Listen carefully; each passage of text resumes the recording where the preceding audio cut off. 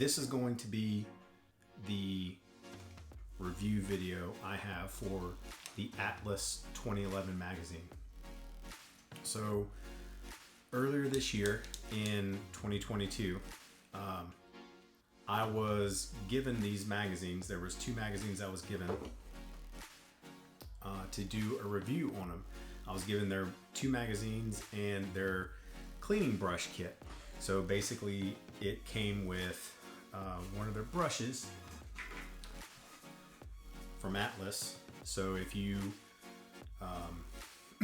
get their cleaning kit, it had kind of like a red dust mop too, which I never used, but I did use the brush quite a bit. So if you're not familiar with what a 2011 style mag or a double stack 1911 magazine is, because 2011 is a trademark term, but basically for all intents and purposes, we're going to go ahead and say a 2011 style mag. What that means is, and so instead of a 1911 mag, which is a single stack, you have a double stack magazine that's feeding, in this case, 9mm. They also do make a 40 caliber magazine as well, but I don't have one, so I was using the 9mm version. So I was directly comparing this to the Staccato magazine because I use a Staccato pistol. So that's what I'm using to compare it to. With the Staccato factory magazine, it has a base pad on there that works with the mag well to prevent over insertion. Amazing. In case you didn't know, with a 2011 or any kind of 1911 style pistol, the ejector is actually exposed right here, and if you don't have something like this, then you can actually over insert the magazine and damage the ejector. So the Atlas mag does not have something to stop over insertion, so you have to be cognizant of that. So in the tactical games, we don't do tactical reloads really. We don't do a whole lot of reloads unless you're on the aggregate.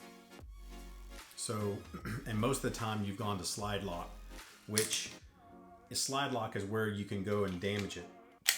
So in other competition shooting sports, a lot of the people who are using a pistol like this, they set up their magazines so the slide doesn't lock back for that specific purpose. So you don't have to worry about damaging the ejector. I haven't had any issues with it. So I just know that if I am doing a reload, that I'm not super slamming the magazine home. I'm just tap it in. Just tap it in. Give it a little tappy. Tap, tap, tap-a-roo. using enough force to apply force and move forward. So if you're not used to that, then you actually can damage the ejector. So that's the one big difference between the factory Staccato mag and the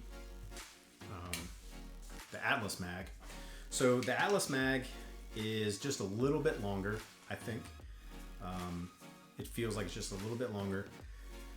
So you can get the Staccato mags in either this black finish or a silver finish.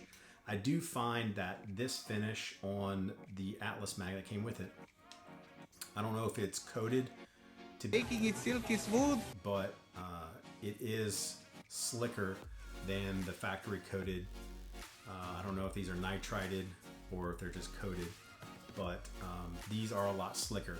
I've never had any issues of the magazines dropping free in my pistols, so that's also been a huge benefit. Performance-wise, I find that the Atlas mags have a little bit more superior feeding spring tension. So it feels like the spring tension is a little bit stronger in the Atlas mags, which I definitely appreciate. I haven't had any issues with the factory mags not feeding, but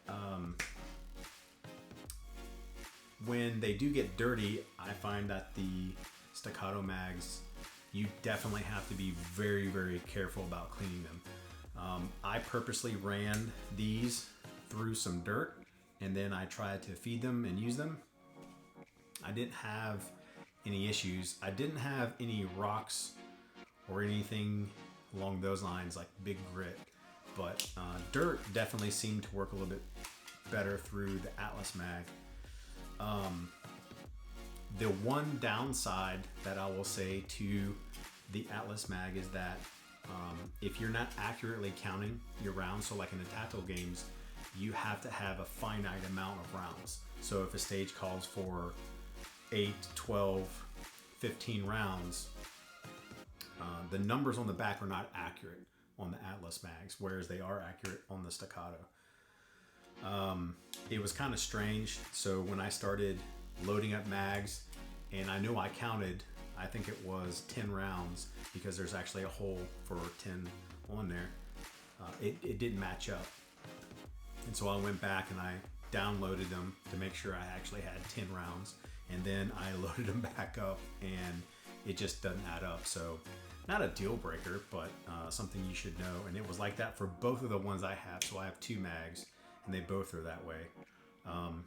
Maybe it could be a weird thing where the 2 of mine have it, but maybe not. So the other thing about disassembly and cleaning of the magazine is that you will find that there's a set screw on the side, and that holds proper amount of tension to this pin.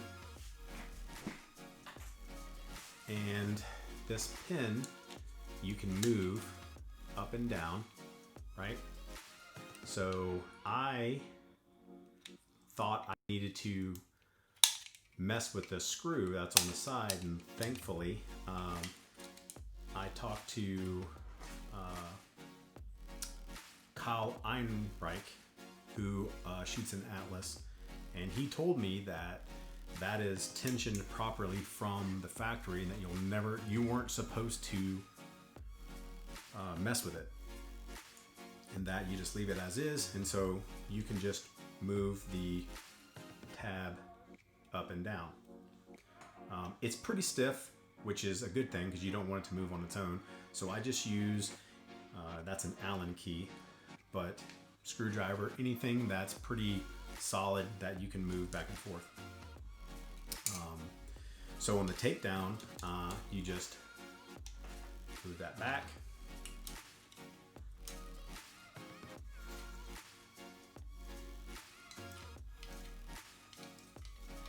And sometimes that first tab gets caught, so you have to press down on the spring.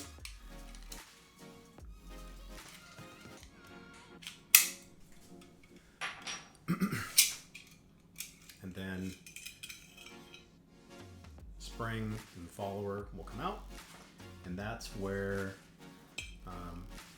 I tested their brush, and their brush works really well. I use these for probably 2/3 of the year. I got them around April, and I competed with them. I first started using them at the athlete camp in Texas, and then I could use these at ETTS, which is also in Texas. It was northern Texas, and then I used them again in Ohio, and then I used them again at the team event in West Virginia, and I used them when I was a battle boss in Iowa to vet some stages, and then finally I used them in most recently the 2022 National Championship at the Tactical Games. I didn't have any performance issues out of them. I actually really enjoyed how they worked. The things I really like about it, last time I checked, I think they're running about $120 for magazines. So they're a little more expensive than the factory mags that I get with Staccato. I don't think I'm going to scrap any of my mags and go out and buy all Atlas mags. I would say if you're looking for something that's a little bit longer. We're just done with phrasing, right? That's not a thing anymore. And has really good tension for feeding. I think the Atlas mag is a good choice. Definitely appreciated the positive feeding and the longer grip and making it easier for faster mag changes. And again, the only downsides is that the numbers on the back aren't accurate, and that with no over insertion stop, you do have the risk of damaging your ejector if you have the followers set up for slide lockback on the last round fire. I got some more stuff coming out, some other gear that I've used throughout the year, and yeah, thanks for watching. So we'll see you again next time. Thanks again. Bye.